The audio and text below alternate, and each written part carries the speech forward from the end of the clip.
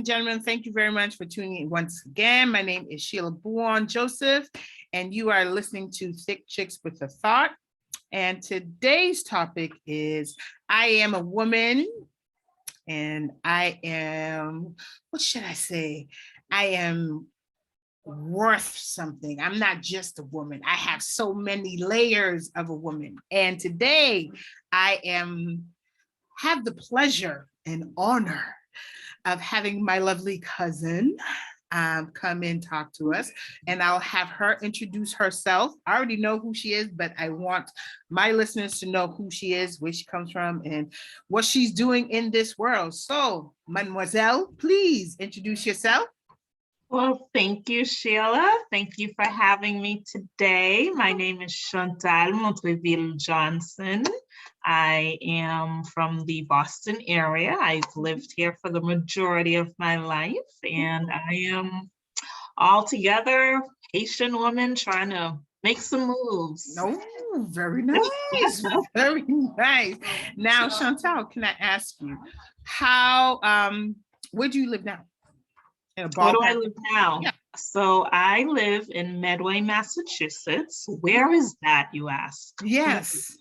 I get that question all the time. So Medway is west of Boston. Mm-hmm. It's past Walpole, Millis, that area. So west. Millis. Wow. Yeah. So when there is like a snowstorm and we see Medway, Millis, that's where you at, huh? That's right. That's right.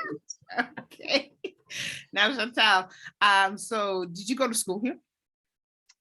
Well, yes, I went to elementary school in Roxbury. I grew up in Roxbury. I went to St. Pat's, to all my St. Pat's folks. All right.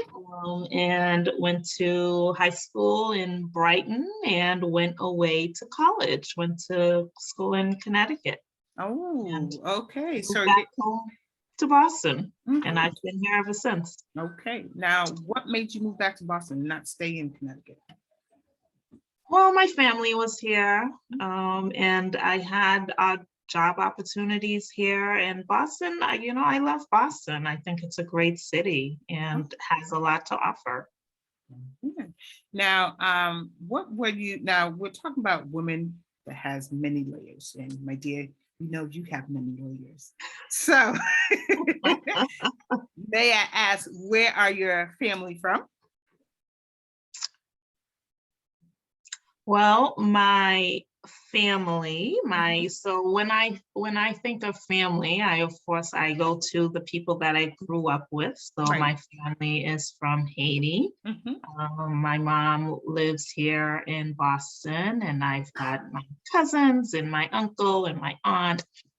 So they're here in Boston, but I also have quite a bit of family in Canada, spread across Canada, Montreal, Toronto, Ontario, all over the place. My French-speaking folks, they're out there. Okay, very good. Now, can I ask, what did you do? Okay. I know we're talking about layers, but what are you doing currently for work? For work, okay. So right now I have 2 full-time jobs. So sorry, how many? 2 full-time jobs. All right. So right now I work at a university. I work at Wellesley College. I work in student financial services. Okay. And I'm a communication specialist. So I send out emails regarding student accounts, financial aid, and it's a position that I really find very fulfilling. Just getting information out there to students, to families, and really helping with their ability to get through college. So it's something that I'm really passionate about. And I also am a full-time real estate agent. There you go. That's what I was waiting for. Yeah. My side hustle, honey, right there. Okay, so now what made you decide to go into real estate? I have always loved real estate. I've always loved owning property and being able to own property. So I grew up in Boston. I grew up in an apartment, and most of my family and friends grew up in single family homes, and they had backyards, and I didn't have a backyard. I would go downstairs and look across the street and see the kids playing, and my mother would be like, you ain't going you ain't going over there. But I'm like, we don't even have a backyard. So home ownership has always been so important to me. And I started my home ownership very early, thank goodness, and I owe that to my aunt, who was like, do not go out and rent anything. Not pay anyone's mortgage. You will go out and you will buy your own property. So even though I couldn't really afford it, somehow I managed, and I got a condo.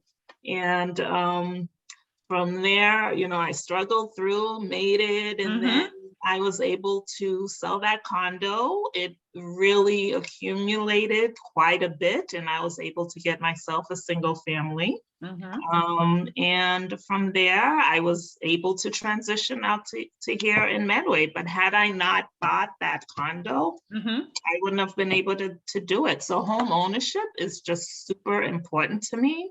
I think it's a great way to build wealth for you and your family.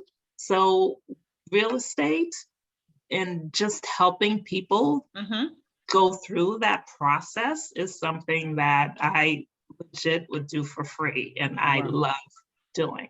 Wow. Okay. Yeah. So now, working in a Wellesley College and being able to, I guess I just wanted to know, what was the push to become a realtor? What just made you click? I know you love homes, but were you not getting a fulfillment at Wellesley College that you had to go? So I actually became a real estate agent at the same time that I started working at Wellesley College. Prior to my current roles, I used to be a buyer, a corporate buyer, and I bought for a long time, almost 30 years. I bought for different retail companies within Massachusetts. And it was just something that really no longer was fulfilling to me. Instead of seeing our people build wealth, I saw them, just really spending money on disposable. At the time I was buying this clothing. And there was a lot of analysis on how to get customers to buy. And a lot of that, our marketing at the time was geared towards African American people. And we really analyzed their spending, our spending habits. We sent out catalogs the first week of the month, an onslaught of catalogs. You had a promotion if you bought that first week. And, and I felt like I wanted to, instead of be buying, I wanted to contribute more to our community. So I left that field. I was terrified of leaving that field because it was something that I've done all my life. And when I started it, I loved it. It was fun. I traveled. It was fun, but it became not so fun, and definitely unfulfilling. So I dropped it and I said, you know what, now or never, I'm going to do something that I'm really passionate about. And I made the move. Okay. Now, who was your main supporters? Like when you decided to say, "Hey, I'm out of here,"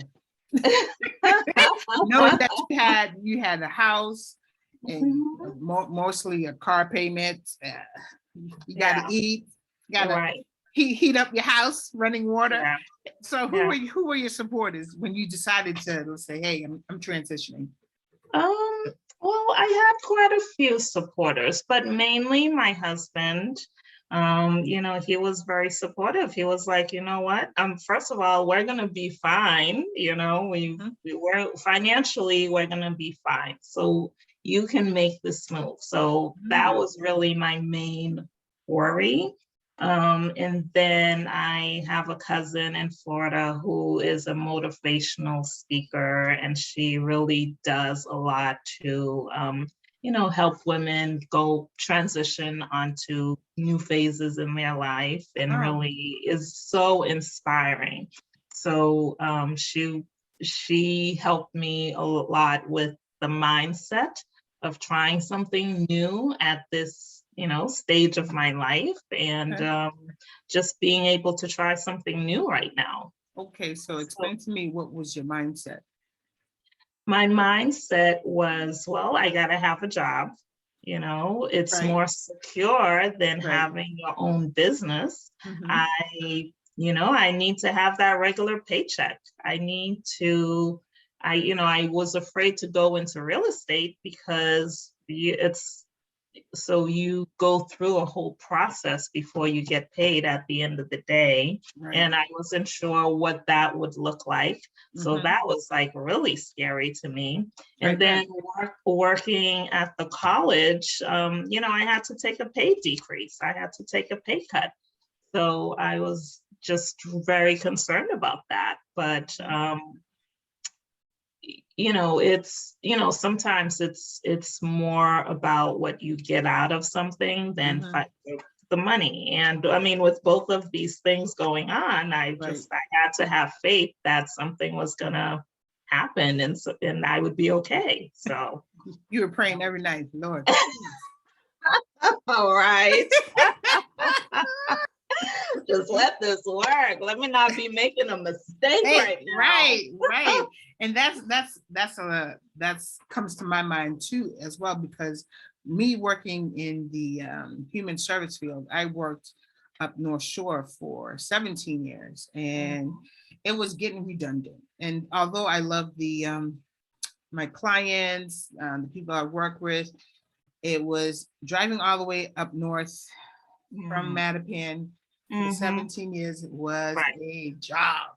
But luckily I had, bosses that were, understanding, knowing where I was coming from and my quality of work. So with that being said, me jumping over to work with the Commonwealth, it was a greater opportunity. They were paying me more.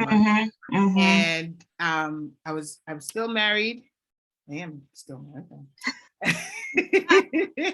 But I had two children who were on the spectrum, and I have elderly parents, and that came into play where for me to accept this job at the Commonwealth, because I would have been closer to home, closer to my children, and to be able to be there if something were to happen. And something did happen. I think the push that I had was when I got a call from the state trooper calling my cell phone and saying that, do you know where your daughter is? What? Yes. And I said, she should be with the babysitter. Right. Yes. But she was at the park on her own. So that was a push for me. And I'm all the way in Swampscott. For me to get to Swampscott, it was too much. It was so I'm sure that drive was insane, trying to get home. Yeah. Yes. And luckily Elijah at the time was working at the local church in Mattapan. So he was able to get to this hospital in Dorchester that has a particular name that I won't say, but the first name is Killer. So, and so when they told me she was there, I flew.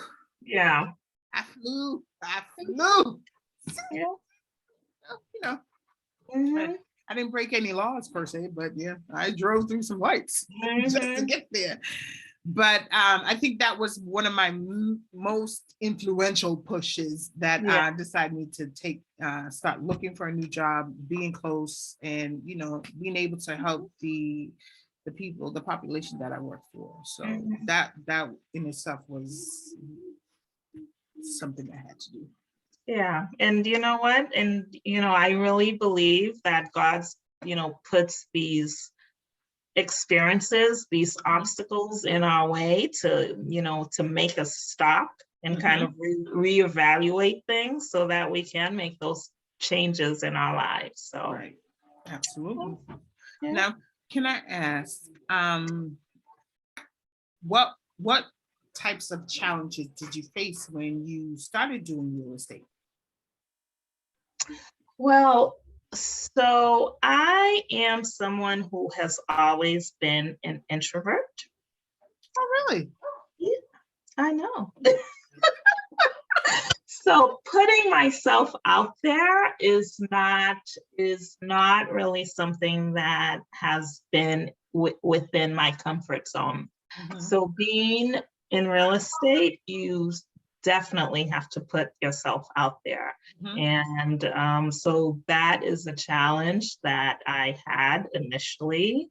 But, it's really given me just an opportunity to, kind of showcase myself a little bit and, put my skills out there and just talk to people and reconnect with people. And also has given me an opportunity to meet a lot of new people. I do a lot of open houses. So just being open and talking to people is like, it's really, it's like I said, it hasn't been within my comfort zone, but it's something that I've really just been enjoying.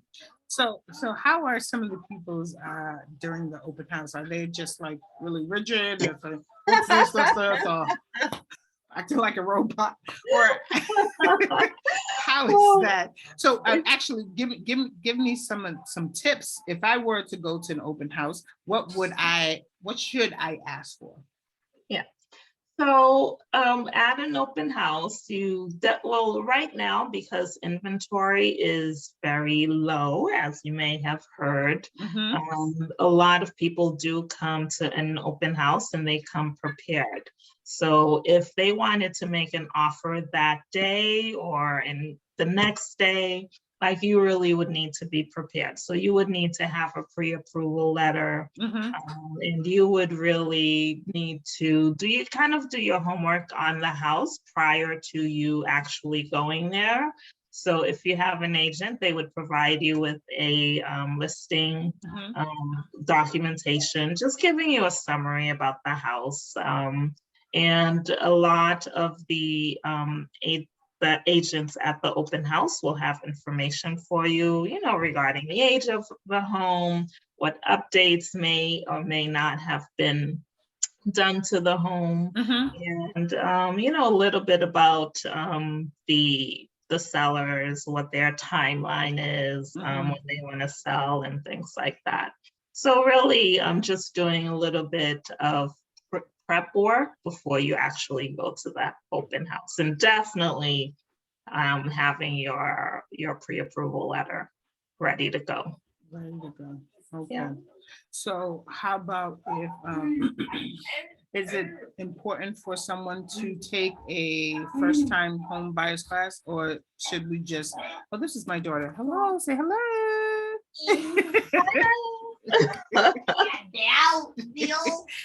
I mean, never a dull moment. Yes, but yes, should a person take a first-time home buyers class? Is that even? Yeah, I mean, absolutely. As a first-time home buyer, you want to arm yourself with as much information as possible.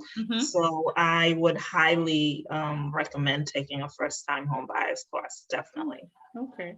Now, you being a realtor and you see a person that's that has taken a first-time home buyers class and looking at a home, well, can you tell, being in the business, can you tell a veteran home buyer and a first-time home buyer if they were to come into an open house?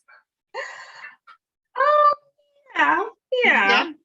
Yeah, I mean, just really buy the things that they're looking at. And, Mhm. I talk to people and I will ask them, are you looking to sell in order to buy, or are you a first-time home buyer? So I mean, that is a question that I will ask them. It will get our conversation going, and I can provide I provide everyone with the same information, whether they're the first-time home buyer or not. But I try to just give as much information as I know and can pass along. Okay. Now, let's say we're going through the whole home buyers, not home buyers, but going through the whole process of buying a home.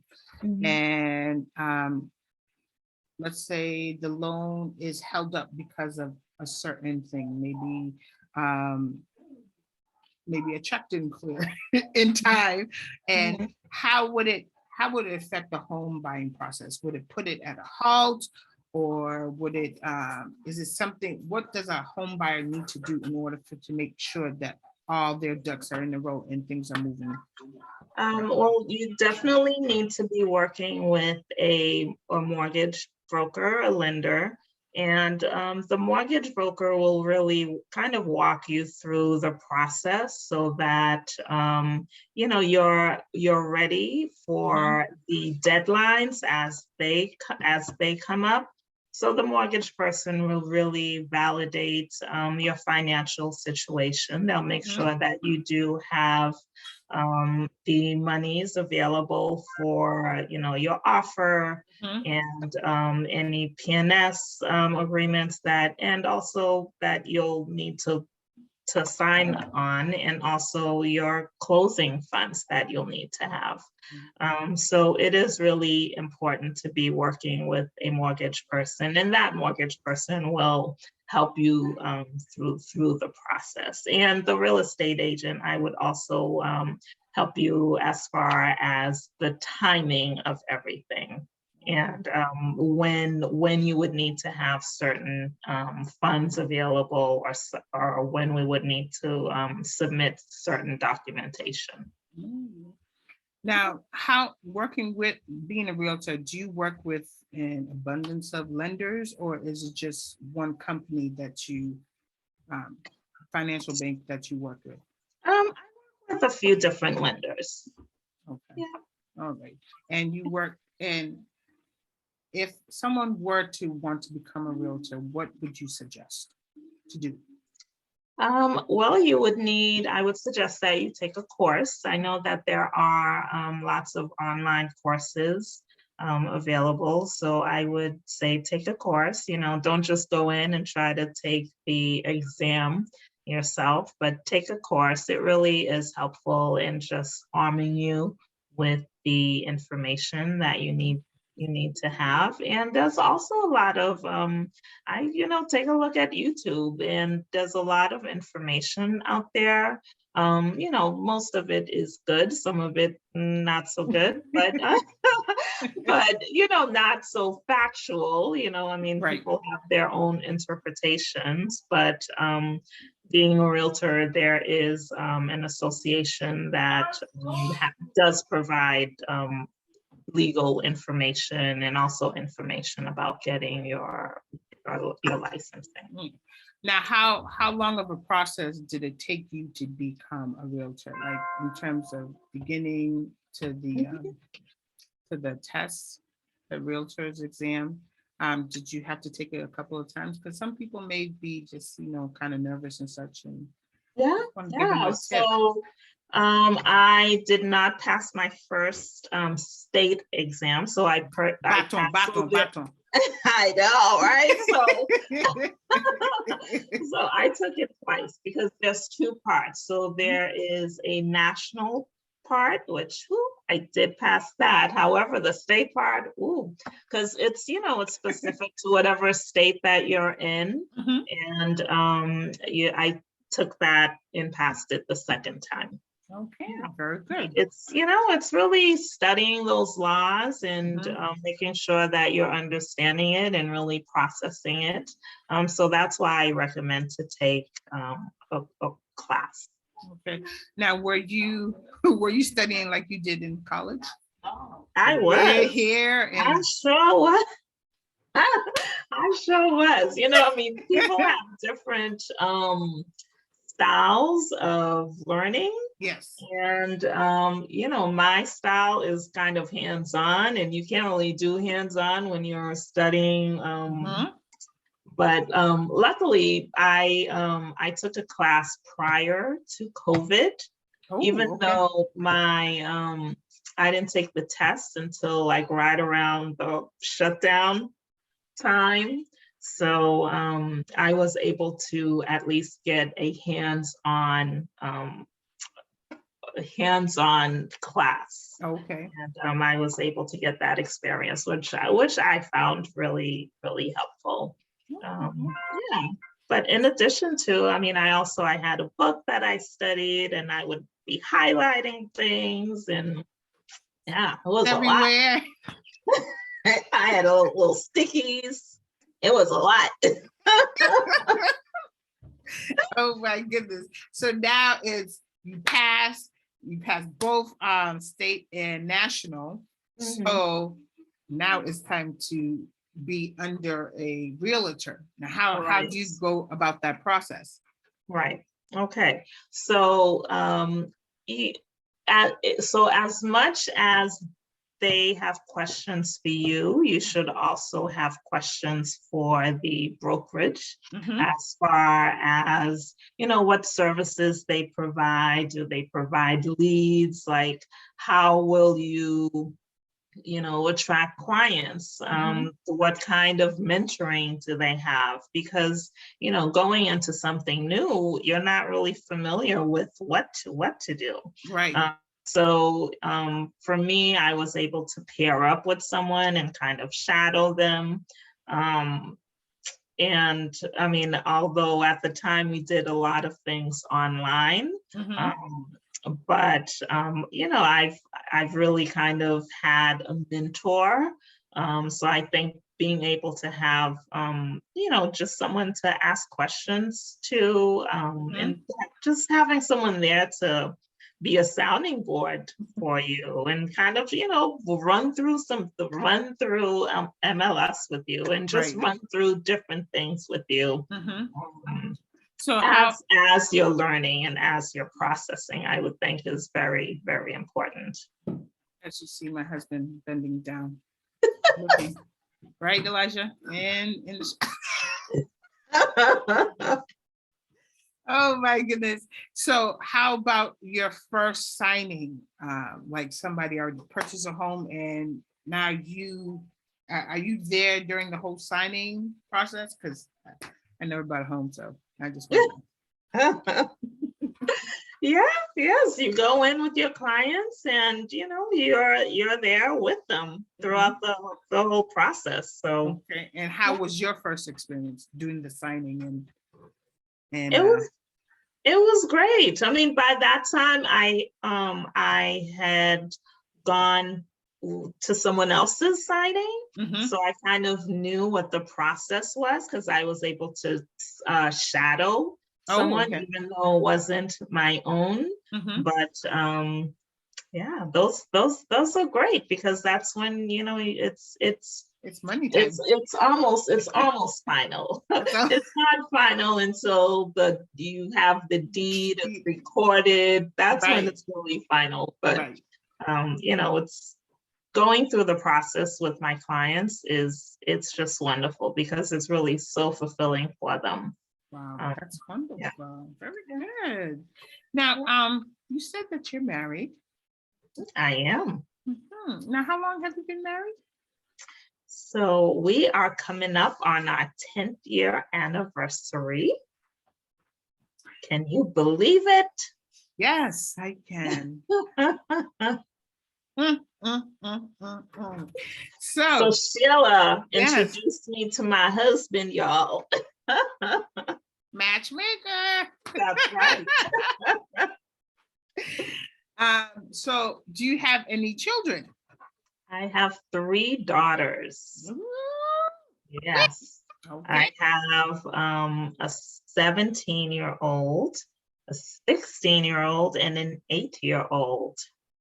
Yeesh. Yep, My gosh, they've grown. they certainly have. They certainly have. My Wow. oldest is about to go to college. Woo-hoo. Ooh, and where? Where? New Orleans, Xavier. I know. I Woo, know. Lord.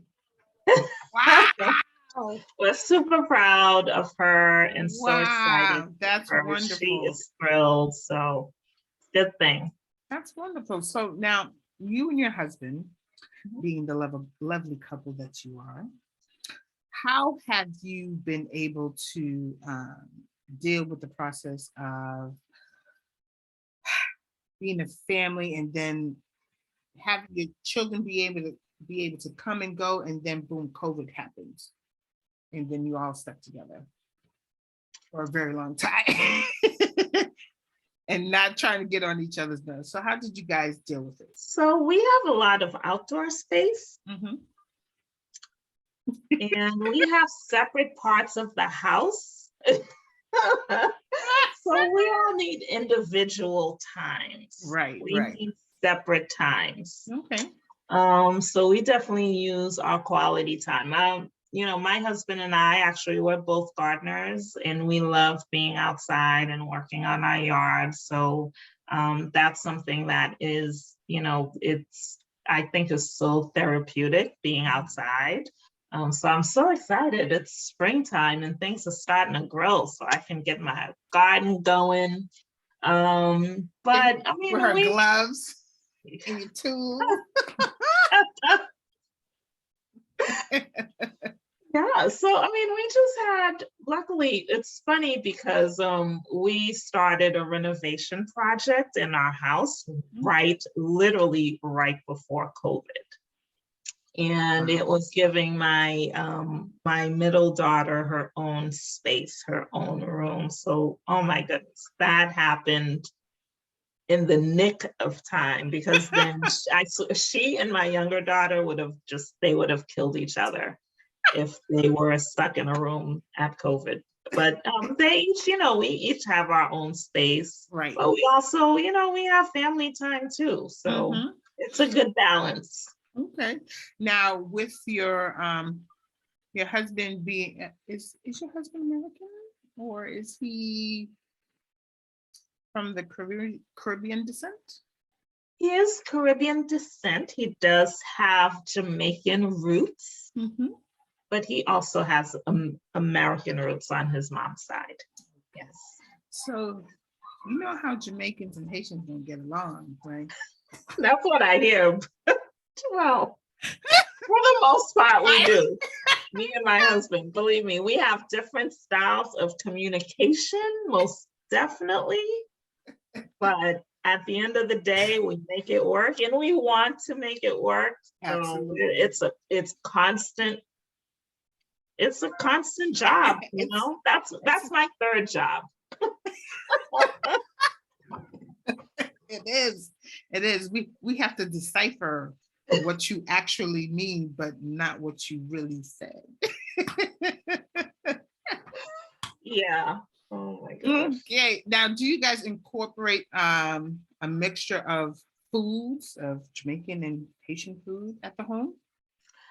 Well, actually, I was going to say I'm the primary cook in the house, but that's not true. My husband does a lot. Well, he does most of the breakfast stuff.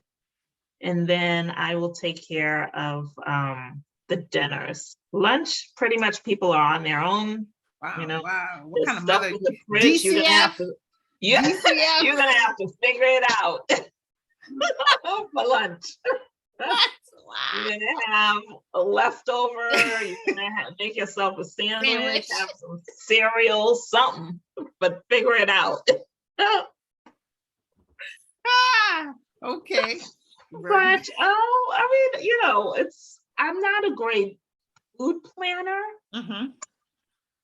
So it's really, I go to the supermarket quite a bit, and because honestly, whenever anything is frozen in the refrigerator, Is it's a turn off. yeah, Yes. yeah, I want a easy access. You grab it, and I think that helps you Right. to cook a little bit fresher also. So I like to make quick and easy meals. Haitian foods are never quick and easy. There's nothing Never. quick and easy. You got to plan to have a good Haitian meal. So, Right. and yeah. Right. So how about do you bring any type of Haitian culture awareness or Jamaican awareness within the home? Do you guys celebrate Jamaican Independence Day, Haitian Independence Day?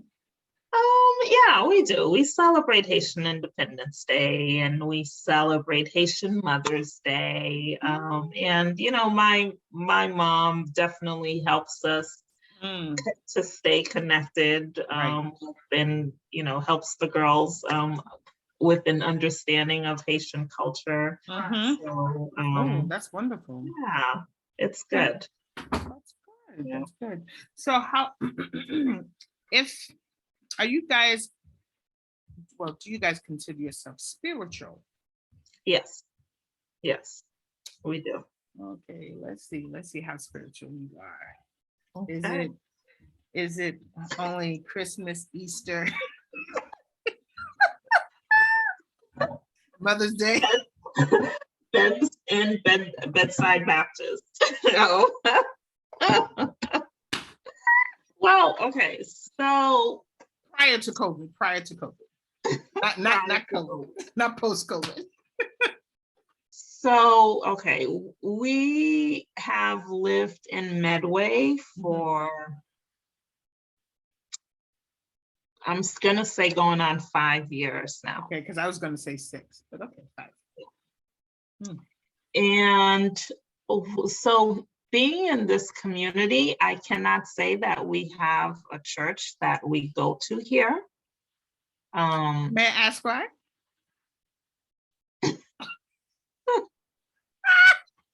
Because you're a heathen, that's what you are. No, just kidding. So you haven't found a church, that you can call your own, right? Right. Yep. I'll just leave it there. That's right. We're not going any further. Okay. Now, if you were able to write a letter to yourself and to tell your daughters on how to achieve greatness or how to be a self-starter, what would you say to them? Self-starter, achieve achieve greatness. Well, I think, don't worry about wait, we got to say dear. Dear. Oh. Dear. This is a letter. Oh, okay. Dear Schubert. Dear, my dear loving daughters. Right. Depending on the day, but okay. I would like to tell you that do not be afraid to try new things.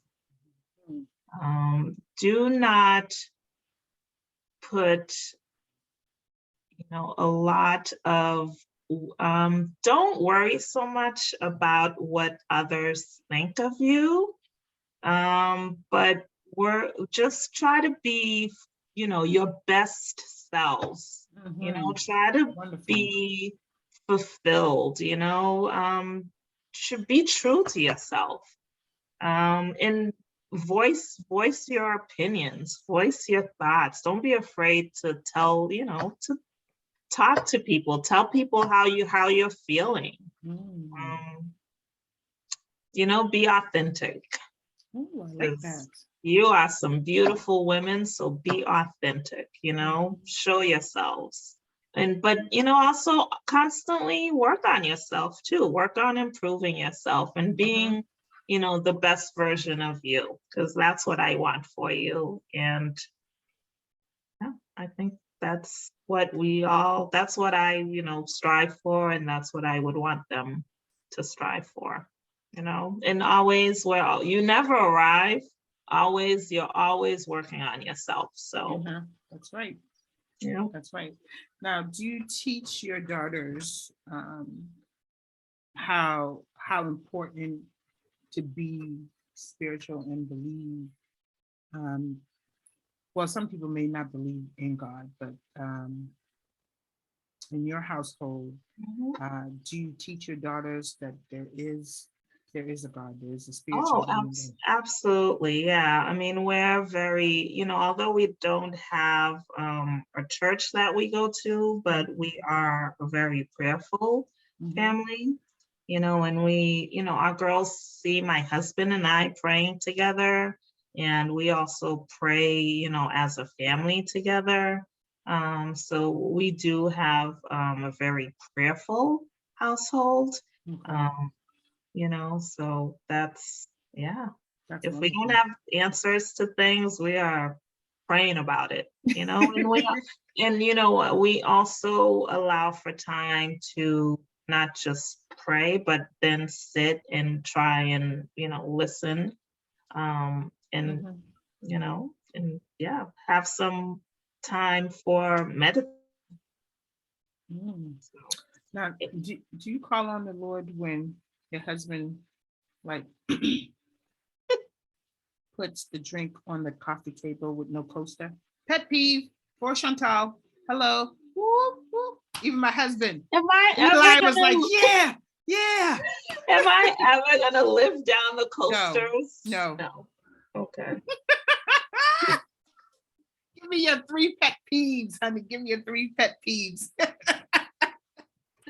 My 3 pet peeves. Okay, one of them is not the coaster, because I'm past the coaster. Well, yeah, when you have these 3 children running around, you are past the coasters. Absolutely.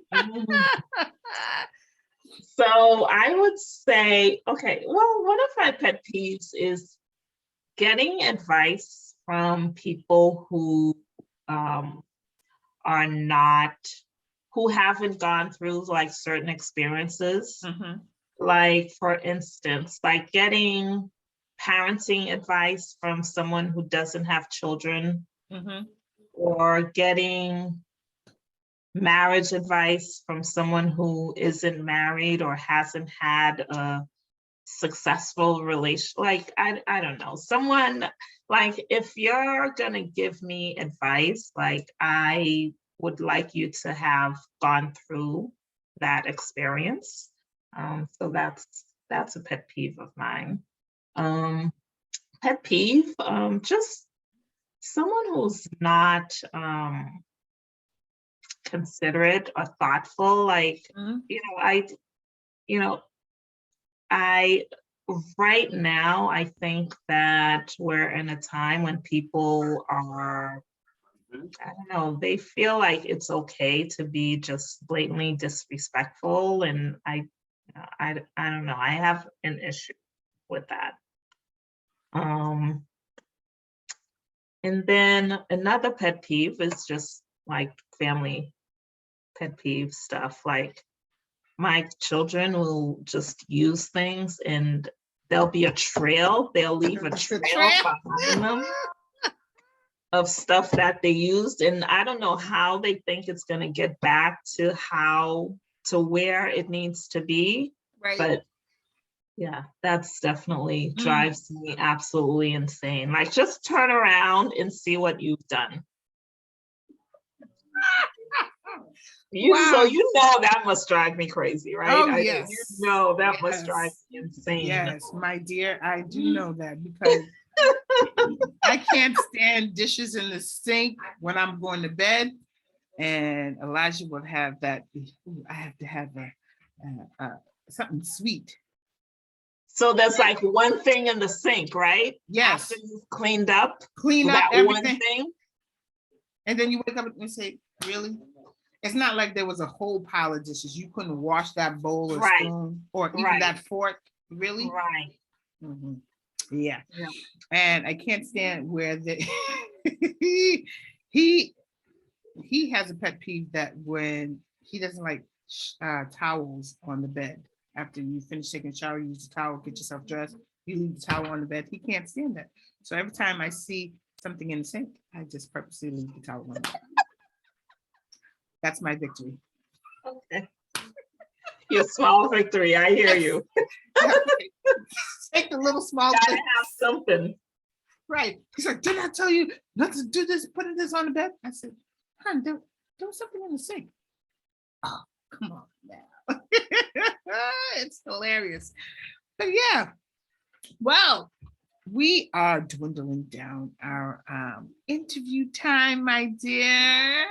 And I wanted to say thank you very much for just coming and expressing who you are, what you do, and giving little tips for our listeners out there. I appreciate you so much, my dear cousin. Oh, well, thank you.